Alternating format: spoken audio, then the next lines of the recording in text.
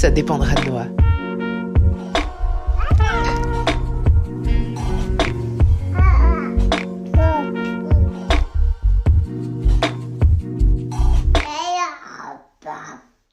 On m'a demandé récemment comment ne plus être pollué par les émotions des autres, même quand on sait que ce ne sont pas les nôtres, même quand on sait que ces émotions-là ne nous appartiennent pas. Alors évidemment, c'est une question qu'on m'a déjà posée par le passé, c'est une question qui est intemporelle, qui concerne beaucoup de monde, mais là, en ce moment, en particulier avec tout ce qui se passe autour du coronavirus et l'ambiance générale, c'est particulièrement important, je pense, d'arriver à développer des stratégies pour ne plus faire éponge finalement aux émotions des autres. On a suffisamment à gérer avec nos propres émotions. Donc, si tu as tendance à faire éponge aux émotions des autres, si ça a tendance à te pourrir un peu la vie, en particulier en ce moment, cet épisode est pour toi. Donc, voici ce que tu peux faire quand tu sens que tu commences à te laisser polluer et voilà, ce que tu peux faire dans l'instant, parce que en vérité, dans un monde idéal, il faudrait faire des choses en amont, mais ça pourrait faire l'objet d'un autre épisode. Mais là, on va parler entre guillemets en situation d'urgence, quand tu es déjà dedans, quand tu commences à être dedans. Première chose, je t'invite à prendre tes distances physiquement avec les autres, mais aussi virtuellement. Tu n'as pas besoin d'être au contact physique avec quelqu'un, d'être dans la même pièce que quelqu'un pour être pollué par ses émotions ou son énergie. Virtuellement, ça passe très bien aussi, les émotions, l'énergie, etc. D'ailleurs, tu le remarques probablement si tu suis des personnes sur Facebook, sur Instagram ou quoi qui ont une vibe un peu trop négative, ça peut avoir tendance à t'affecter. Donc, prendre ses distances physiquement avec les gens pour se protéger du coronavirus, c'est très bien, mais virtuellement aussi pour se protéger en plus des émotions négatives des autres qui ne t'appartiennent pas, c'est une bonne chose à faire. Je t'invite aussi à prendre tes distances avec les médias mainstream, parce que bien souvent, il y a une espèce de surenchère en fait dans les médias où ça va être à celui qui va donner le plus d'informations un peu choc. Et si on reste un petit peu dans cette boucle comme ça va être hyper anxiogène. Et donc voilà, donc on va, et pas seulement anxiogène en mode ça va faire naître des émotions chez moi qui sont négatives, mais ça relaie aussi des émotions qui sont, les émotions des autres. Donc je t'invite à prendre des distances. Tu n'as pas besoin de rester rivé sur les chaînes d'infos, tu n'as pas besoin, alors je te conseillerais même de ne plus regarder la télévision si tu la regardes encore. Tu n'as pas besoin d'aller sur les sites d'infos à longueur de journée non plus. Choisis soigneusement tes sources. C'est bien de se tenir informé, je ne dis pas le contraire, mais choisis soigneusement tes sources, choisis une source de confiance et limite-toi à cette source-là et limite-toi en termes de à quel moment, quand, combien de fois tu vas consulter ces sources d'informations. Ensuite, très important, évidemment, il va s'agir de te nourrir toi-même. Et quand je parle de te nourrir, je parle de te nourrir au sens t'alimenter.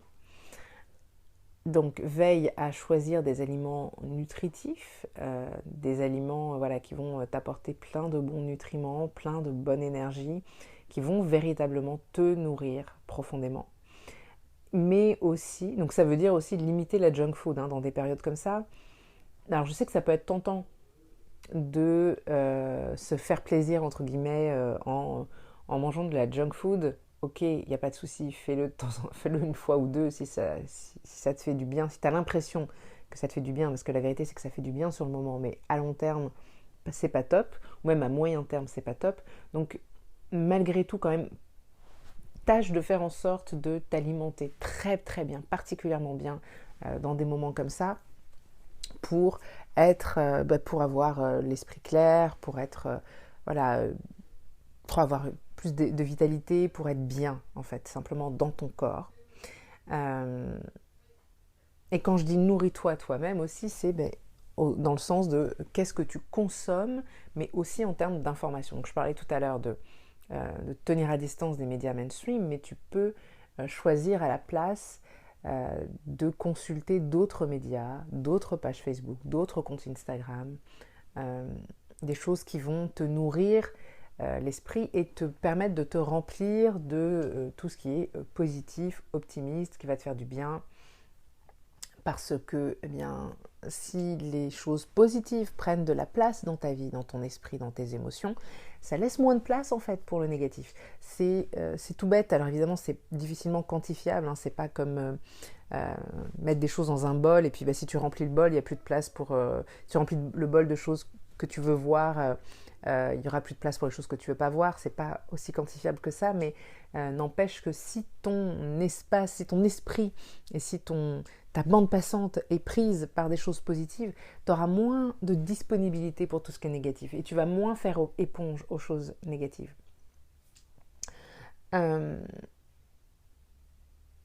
Évidemment aussi, puisqu'on parle de se nourrir et que j'ai évoqué l'alimentation, je t'invite aussi à bouger ton corps. Je t'invite à bouger ton corps régulièrement. En particulier, voilà, si tu as été en contact avec des personnes qui étaient bourrées d'émotions négatives, qui étaient très négatives dans leur discours, etc. Si tu sens que ça t'a affecté, bouge ton corps après coup. Bouge ton corps après coup, fais circuler les énergies, ne les laisse pas stagner dans ton corps. Et puis ça fait du bien de bouger son corps, de remuer, que ce soit danser, sauter sur un trampoline, courir, faire une bonne séance de sport, transpirer un bon coup, ça fait du bien. Ça fait du bien au corps, ça fait du bien au cerveau et ça permet littéralement d'éliminer, de faire partir ce qui doit partir et voilà, de se faire du bien. Je t'invite aussi à poser tes limites auprès des personnes avec lesquelles tu interagis dans la mesure du possible. Si tu as des interactions avec des personnes qui sont hyper négatives, alors il y a toujours la frontière est fine entre une personne qui va être hyper négative et quelqu'un simplement qui a besoin, un ami qui a besoin de ton écoute par exemple, et quelqu'un qui va être trop à se vautrer dans le négativisme. Voilà, c'est à toi d'identifier un petit peu où est-ce que toi tu peux, où est-ce que tu te situes. Est-ce que tu te situes dans un cas de figure où c'est un ami qui a besoin d'une oreille attentive, en l'occurrence toi, et puis quelqu'un simplement qui est là à se vautrer dans le négativisme pour se vautrer dans le négativisme. Mais aussi à toi de déterminer, de poser tes limites à toi, mais de déterminer auprès de quelle personne tu es prête et tu as la capacité à être une oreille attentive et auprès desquelles ce n'est juste pas possible et tu n'as pas la capacité à le faire. Donc pose tes limites quand tu es en interaction avec une personne qui se vautre dans le négativisme. Tu peux lui exprimer avec tes mots que toi là en ce moment, évidemment ça te touche et tu comprends que cette personne a besoin d'en parler de tout ce qui est en train de se passer, mais en fait tu peux dire que ça augmente ton anxiété et que tu préférais essayer de parler d'autre chose parce que tu souhaites pas ressasser encore et encore et que c'est complexe. Et pour aller avec cette façon de poser ses limites, je t'invite aussi à rediriger du coup la conversation. Redirige la conversation avec une intention en tête, celle d'être la lumière dans l'interaction que tu as avec cette personne. Okay, suppose toujours que les gens ne sont pas là pour te vouloir du mal nécessairement. Chacun deal avec ses émotions comme il peut. Et voilà, avec les outils, les armes dont il dispose, tu peux changer la donne. Tu peux changer l'interaction. Je pense que ça, c'est le truc le plus important aussi. C'est que quand tu es face à des personnes, et j'espère que ça fera un déclic chez beaucoup d'entre vous, mais pour moi ça change énormément de choses. Quand tu es en interaction avec une personne qui est pleine d'émotions négatives et que toi tu fais éponge à ces émotions négatives, dis-toi que tu as probablement, alors pas toujours, pas systématiquement, mais tu as peut-être l'opportunité ici d'aider cette personne à shifter, à transformer son état d'esprit, à transformer son émotion aussi. Donc, sois dans cette interaction avec l'intention d'être la lumière dans l'échange que tu as avec la personne face à laquelle tu es et qui est négative et qui nourrit ces émotions négatives. Sois la lumière. Redirige la conversation vers quelque chose de plus positif. C'est tout bête, mais il y a quelque temps, j'avais une interaction avec une personne qui, de façon générale, est quelqu'un... À chaque fois que j'ai des interactions avec cette personne, elle trouvait toujours le moyen de me dire quelque chose de négatif. Il y avait toujours un truc qui allait pas. C'est des petites choses, évidemment, on a tous des petites choses au quotidien qui vont pas, mais c'était difficile d'obtenir un truc de « ouais, ça va bien », un truc cool, quoi, ou juste un sourire au moment de dire bonjour. C'était quelqu'un qui souriait peu en disant bonjour, qui avait souvent le visage fermé, il y avait toujours un petit truc. Et je me souviens d'avoir eu cette interaction avec cette personne où elle me disait oh là là, mais qu'est-ce qui fait froid. Et c'était une question de perspective. Ce qui est très intéressant, c'est qu'on vivait la même situation, et elle, ce qu'elle voyait, c'est qu'il faisait froid. Moi, ce que je voyais, c'est que pour une fois, alors qu'on était en plein hiver et qu'il y avait eu beaucoup de ciel gris et de pluie, pour une fois, il faisait beau. Le ciel était bleu, grand ciel bleu, grand soleil. Et elle me disait oh là là, mais qu'est-ce qui fait froid. Et moi, je lui disais ouais, mais qu'est-ce qui fait beau. Elle m'a dit ouais, mais il fait froid. Et je lui ai répondu ouais, mais t'as vu comme il fait beau.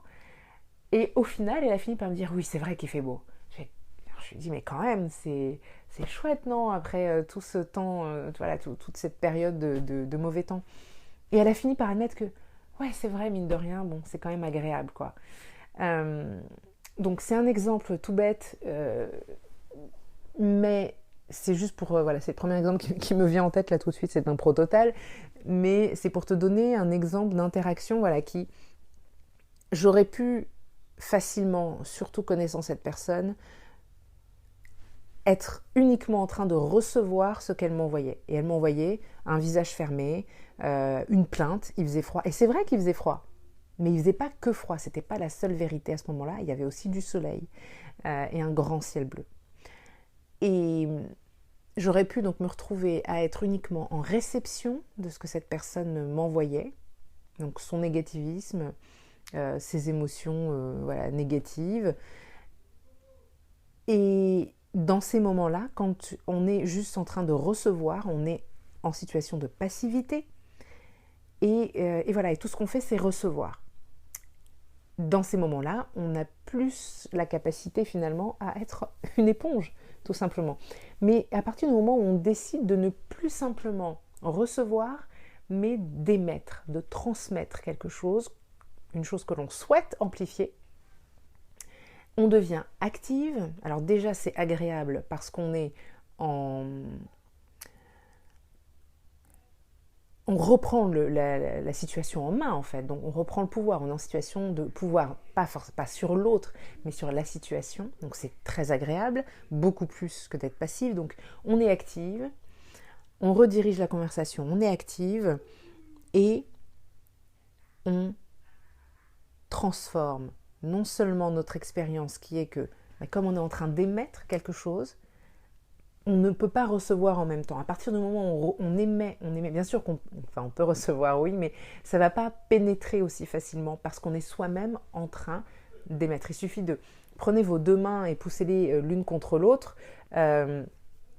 Celle qui va mettre le plus de force va être celle qui va prendre le pas sur l'autre. Donc si toi qui m'écoutes, tu es en train d'émettre quelque chose de positif, des émotions positives et des mots positifs face à quelqu'un qui émet des choses négatives, si tu mets plus de force que cette personne dans ce qui est positif, forcément tu ne vas plus recevoir toi et happer et faire éponge à ce négatif. En revanche, tu as l'opportunité là de transformer l'expérience, non seulement la tienne, mais l'expérience de la personne en face. Tu vas et elle va peut-être se retrouver en position de réception et recevoir toi tout ce que tu as de positif à lui transmettre, à lui envoyer. Et ça je pense que c'est l'outil, sur le moment, l'outil le plus précieux qui soit. D'accord ? Donc rappelle-toi bien, la personne en face, elle deal avec ses émotions comme elle peut, mais peut-être que tu as le pouvoir de transformer ces émotions. À minima, tu as le pouvoir de ne pas les recevoir. Tu vois ? Alors, c'est peut-être pas applicable dans toutes les situations, mais c'est applicable dans beaucoup de situations. Donc, je t'invite à essayer. Si cette dernière astuce, à proprement parler, ne fonctionne pas terrible, au moins essaye le reste, tu vois, de prendre tes distances, même virtuellement, bien te nourrir, bouger ton corps, poser tes limites, ça va forcément t'aider. Après, il va de soi que ce qui va être aussi important, ça va être de cultiver tout au long de l'année aussi ta capacité à ne pas faire éponge aux émotions des autres. Mais je crois que pour ça, je ferai un épisode à part. Là, ce qui était important, c'était de pouvoir réagir en situation d'urgence, entre guillemets. Voilà, j'espère que ça t'aura aidé dans la même dynamique pour pouvoir t'aider aussi à te faire du bien. Sache qu'en ce moment, si tu vas sur joannetatam.fr/méditer, comme le verbe méditer, eh bien tu peux bénéficier d'un pack de méditation guidée que je t'offre gratuitement. Il suffit d'entrer le coupon FREE 2020. Je te mets toutes les informations sous cet épisode, dans les notes de cet épisode. Je mets ça à disposition au moins jusqu'à la fin du mois, peut-être plus longtemps, mais au moins jusqu'à la fin du mois de mars. N'hésite pas à utiliser ces méditations guidées, ça fait le plus grand bien aussi d'utiliser évidemment la méditation pour même quand on a fait un petit peu éponge aux émotions des autres, pour arriver à se séparer de ses émotions. Sur ce, je te laisse et je te souhaite une très très belle journée. J'allais dire aussi belle que possible étant donné les circonstances. Mais en fait, oui, malgré les circonstances, oui, évidemment que ta journée peut être belle.